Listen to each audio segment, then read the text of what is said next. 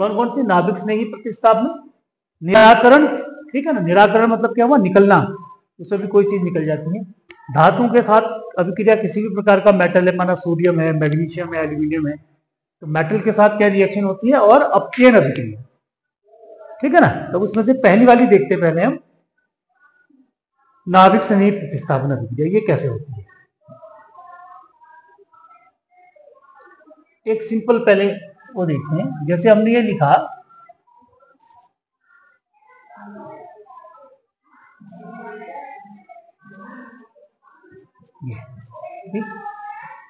ये हमने लिख दिया न्यूक्लियोफाइल, है ना। ये सिंपल प्रोसेस आप समझना।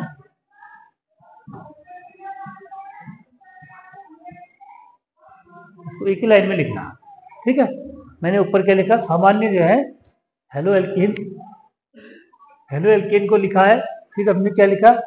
न्यूक्लियोफाइल को लिखा, और उसके बाद में यहाँ न्यूक्लियोफाइल जुड़ गया और ये हेलोजन बाहर हो गया। मतलब इसमें इस रिएक्शन में हमने क्या देखा है?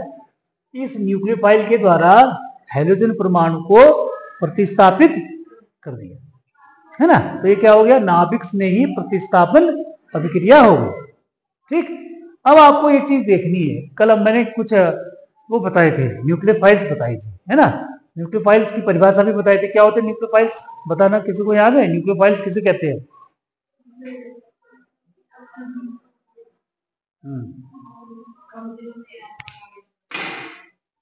हाँ, और सामान्य वाले में एक उसमें गलत लिखा था हमने, एक न्यूक्लियोफाइल उसमें NH3 होता है, वो हमने NH2 लिख दिया ना, उसको ध्यान रखना अगर आपने नोट किया हो। तो पहला वाला होता है आपका NH3, ठीक है। फिर हमने लिखा था RNH2, तो RNH2 से पहले जो लिखा था वो NH3 है, देख लेना उसको। हाँ, NH3 है, फिर H2 होगा, फिर OH होगा, इस तरीके से हमने लिखा, ठीक है। तो प्रतिस्थापन में क्या होगा कि हेलो एल्केन का ये जो एल्किल वाला पार्ट है, मतलब ये जो हेलोजन वाला पार्ट है, इस हेलोजन वाले पार्ट को कौन हटाएगा? न्यूक्लियोफाइल हटा देगा, ठीक है। अब देखो यहां पर एक चीज ये याद रखना कि भाई न्यूक्लियोफाइल हटाएगा तो कोई किसी को कब हटाता है? आप अगर कहीं पर बैठे हैं ना, तो आपको आपकी कुर्सी से कौन हटाएगा? कौन हटा सकता है?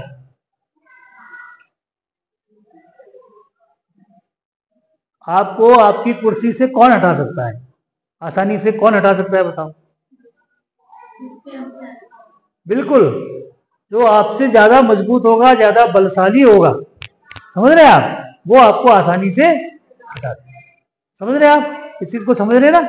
मतलब कहीं पर भी कोई किसी को कब हटाता है? जब वो उससे ज्यादा शक्तिशाली होता है। तो यहां पर भी क्या होगा कि हेलोजन परमाणु आप जो भी लेंगे, जैसे हमारा क्लोरीन है, तो क्लोरीन भी क्या है? न्यूक्लियोफाइल है ना। कल हमने लिखा था क्लोरीन भी न्यूक्लियोफाइल है। क्लोरीन अपने आप में न्यूक्लियोफाइल है, तो क्लोरीन को हटाने के लिए उससे बड़ा न्यूक्लियोफाइल आएगा, तभी क्लोरीन को हटाएगा। समझ रहे हैं आप? तो न्यूक्लियोफाइल की एक सीरीज बन जाती है, जैसे कल हमने लिखे थे। तो न्यूक्लियोफाइल का भी एक वरीयता क्रम या उसकी स्ट्रॉन्ग एबिलिटी के हिसाब से कह सकते हैं, ठीक है ना। तो प्रबलता के हिसाब से उसका क्रम होता है। तो जो भी हेलोजन परमाणु यहां पर लगा होगा, उससे यदि ज्यादा मजबूत न्यूक्लियोफाइल आएगा तो वही उसको क्या करेगा? हटा देगा, ठीक है। और ये आपका प्रोडक्ट बन जाएगा, यहाँ पर न्यूक्लियोफाइल जुड़ जाएगा और हेलोजन परमाणु इस तरीके से बाहर निकल जाएगा, ठीक है ना। ये इसकी सिंपल एक रिएक्शन है, इसको आपको याद रखना चाहिए। सिंपल रिएक्शन है, लेकिन यही इंपॉर्टेंट है, मतलब समझने के लिए यही है। ये सामान्य अभिक्रिया है। अब इसमें हम क्या करेंगे? यहाँ पर आप CH3 लगा दोगे, यहाँ पर Cl लगा दोगे। न्यूक्लियोफाइल जो हमने कल लिखे थे, जो भी न्यूक्लियोफाइल लिखे हैं, है ना, क्लोरीन के बाद वाले, Cl है तो उसके माना हमने OH लिख दिया, तो OH क्या करेगा? Cl को आसानी से हटा देगा, तो OH यहाँ पर जुड़ जाएगा। अब OH यहाँ पर जुड़ेगा तो वो क्या बनेगा? प्रोडक्ट अल्कोहल बन जाएगा। क्या बन जाएगा वो? ठीक। तो इसका मतलब क्या हुआ कि इस अभिक्रिया में, नाभिक स्नेही प्रतिस्थापन अभिक्रिया में, जब हाइड्रोजन परमाणु को OH न्यूक्लियोफाइल हटाएगा तो क्या बनेंगे? अल्कोहल बन जाएंगे। क्या बन जाएंगे? अल्कोहल बन जाएंगे। हम अभी क्या पढ़ रहे हैं? हेलो एल्केन्स के रासायनिक गुण पढ़ रहे हैं। क्या पढ़ रहे हैं हम? हेलो एल्केन की केमिकल प्रॉपर्टीज पढ़ रहे हैं। तो ये हेलो एल्केन की केमिकल प्रॉपर्टीज है कि हेलो एल्केन के हेलो एल्किल पार्ट को छोड़ करके जो हेलोजन वाला पार्ट है, अगर उसको कोई न्यूक्लियोफाइल हटा देगा तो उससे जो बनने वाला चीज है वो क्या बनेगा, अल्कोहल बनेगा ना। अब आपको ये याद रखना है कि जब अल्कोहल बनाएंगे ना हम अगले वाले चैप्टर में, जब अल्कोहल बनाएंगे तो ये अल्कोहल बनाने की क्या हो जाएगी, एक विधि हो जाएगी। समझ रहे हैं आप, अल्कोहल बनाने की क्या हो जाएगी, ये विधि हो जाएगी, है ना। हम चाहे किसी से भी रिएक्शन करें, OH तो हमको कहां से मिल जाएगा, H2O से भी मिल जाएगा। H2O को भी अगर आप तोड़ेंगे तो उससे क्या मिल जाएगा हमको, OH हमको न्यूक्लियोफाइल मिल जाएगा, है ना। उससे कुछ रिएक्शन कंडीशंस को रखेंगे हम तो उससे हमको OH मिल जाएगा, तो उससे हम क्या मिल जाएगा, अल्कोहल बनाने की विधि हो जाएगी। ठीक है, तो इस तरीके से ये न्यूक्लियोफिलिक प्रतिस्थापन अभिक्रिया होती है। ठीक है ना, तो इसको दो प्रकार की होती है। ठीक है, अब इसमें जरा देखें इसमें क्या लिखा हुआ है, अब इसको जरा पढ़ते हैं। बाहर निकलने मतलब लीविंग ग्रुप, लीविंग ग्रुप का क्रम दे रखा है, क्या क्या है, आयोडीन सबसे ज्यादा, फिर ब्रोमीन, फिर उसके बाद आ गया क्लोरीन, फिर आ गया क्लोरीन। कहने का मतलब हुआ कि जहां पर आयोडीन होगा वो आसानी से बाहर को चला जाएगा, है ना। यहां पर ही, कहां पर, एक्स की जगह में, एक्स की जगह में इनका, एक्स की जगह में जो रिएक्शन करने वाला बाहर को निकलने वालों का क्रम है वो ये है। आयोडीन यहां पर लगेगा तो वो आसानी से बाहर निकल जाएगा, फिर ब्रोमीन लगेगा वो थोड़ा कठिन होगा, फिर क्लोरीन, और सबसे ज्यादा कठिन किसके साथ होगा, क्लोरीन के साथ। ठीक है, नेक्स्ट क्या लिखता है,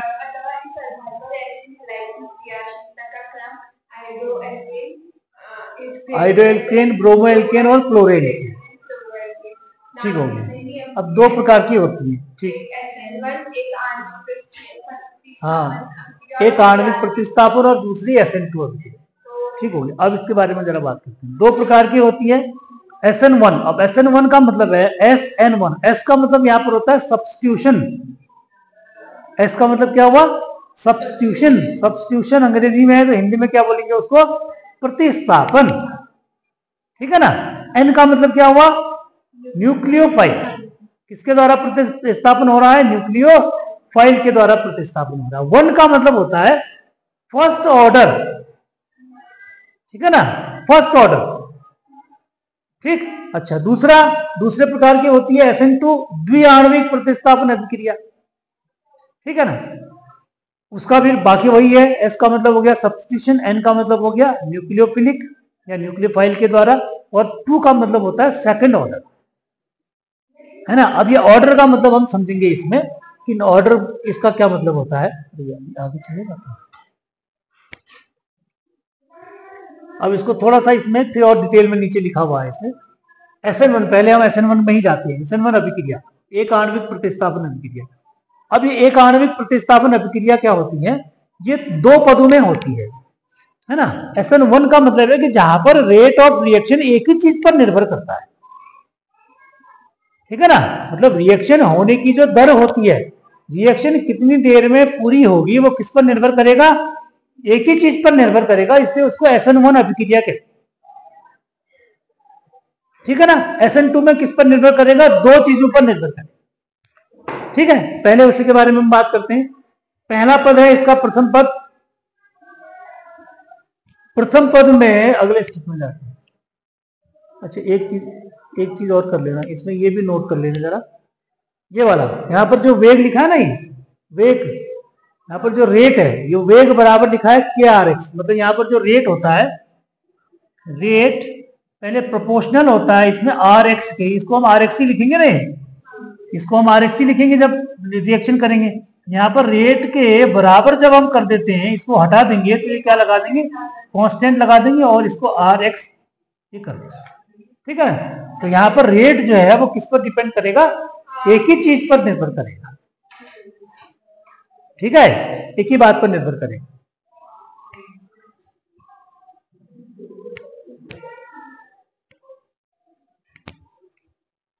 अभी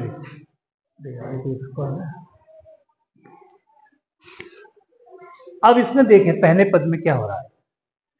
पहले किया प्रथम कोटि की अभिक्रिया है, तो पहला पद जो है वो ऐसा बन रहा है इसमें, कार्बोनियम आयन। ठीक है ना, ये कार्बोनियम आयन बना हुआ है जो R+ लिखा हुआ है, अब इसी रिएक्शन में हम ऐसे लिख देते हैं CH3Cl, ठीक है ना, ये स्लो रिएक्शन है, ठीक। तो ये क्या बना देगा, CH3 प्लस हो जाएगा Cl माइनस। तो ये जो बना हुआ है ये कार्बोनियम आयन है, ठीक है ना, मैथिल कार्बोनियम आयन। क्या बोलेंगे इसको, मैथिल कार्बोनियम आयन, ठीक है। तो ये पहला स्टेप है। तो यहां पर जो रेट ऑफ रिएक्शन है वो केवल इसी पर निर्भर करता है, ठीक, इसलिए इसको फर्स्ट ऑर्डर रिएक्शन कहते हैं, ठीक है। अब इसमें लिखा है देखो, प्रथम पद में प्राप्त मध्यवर्ती कार्ब धनायन है ना, ये जो प्लस लिखा हुआ है कार्ब धनायन है, ठीक है, के स्थायित्व पर विभिन्न एल्किल हैलाइडों की क्रियाशीलता निर्भर करती है। अब ये जो अभी हमने प्लस वाला पढ़ा था ना वो, अब माना अगर ये सेकेंडरी होता है,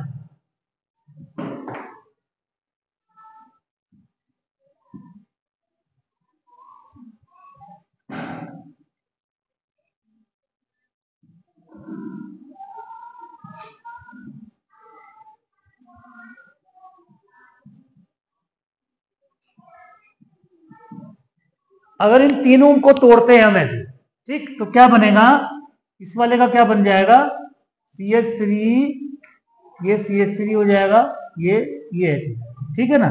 यहां पर क्या बन जाएगा, CH3 हो जाएगा, ये प्लस हो जाएगा, Cl माइनस हो जाएगा, Cl माइनस, ठीक है। तो ये क्या है, ये तो प्राथमिक कार्बोनियम आयन है, ये सेकेंडरी कार्बोनियम आयन है, और ये टर्शरी कार्बोनियम आयन। तीन प्रकार के कार्बोनियम आयन बन गए, प्राथमिक बन गया, द्वितीयक बन गया और तृतीयक, ठीक है ना।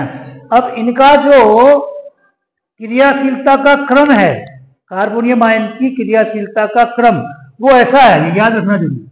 ये है आपका टर्शरी ग्रेटर सेकेंडरी से ग्रेटर प्राइमरी, ठीक है ना। तो इन सब में सबसे ज्यादा जो क्रियाशील होगा कार्बोनियम आयन वो कौन सा वाला होगा, टर्शरी वाला। मतलब टर्शरी वाला अगर कहीं पर कार्बोनियम आयन बनेगा तो वो औरों की तुलना में ज्यादा जल्दी रिएक्शन करेगा, ठीक है, ये बनेगा, ठीक। यहां पे लिखा है नहीं, तृतीयक हैलाइड में SN1 की क्रियाविधि सबसे ज्यादा होती है।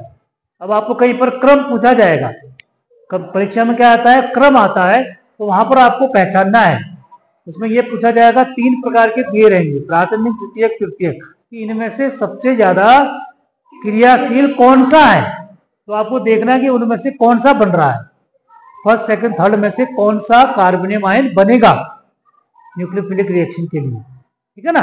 तो तृतीयक वाला सबसे ज्यादा रिएक्शन करेगा, ठीक।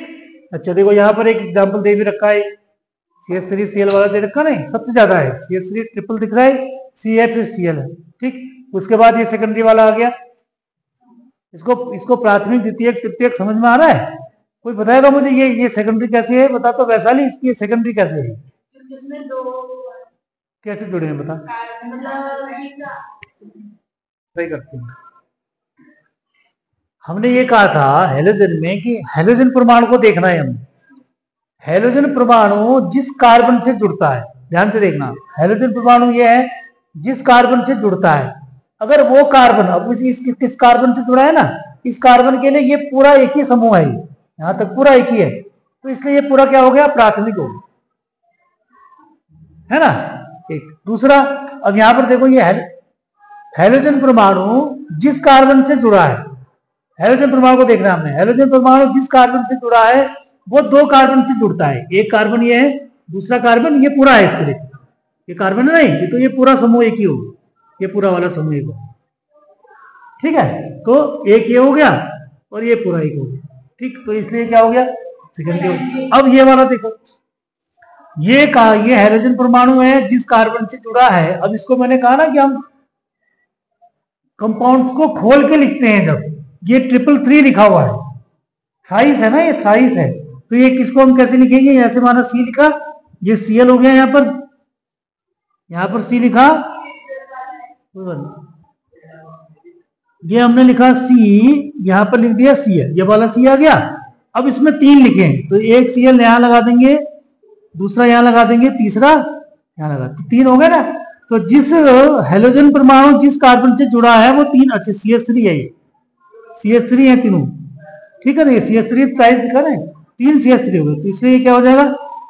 तो हमने जो भी ग्रुप हमको मिलता है ना, अब यहाँ पर क्या है, तुम जितने आगे यौगिक पढ़ोगे यहाँ पर Cl की जगह में OH होगा तब ये ऐसे टर्सरी हो जाएगा, NH2 होगा तो टर्सरी हो जाएगा, ठीक है। COH लगेगा तो मतलब जो भी क्रियात्मक समूह लगेगा उसके साथ यदि ऐसी कंडीशन होगी तो वैसा वाला यौगिक क्या हो जाएगा, टर्सरी हो जाएगा।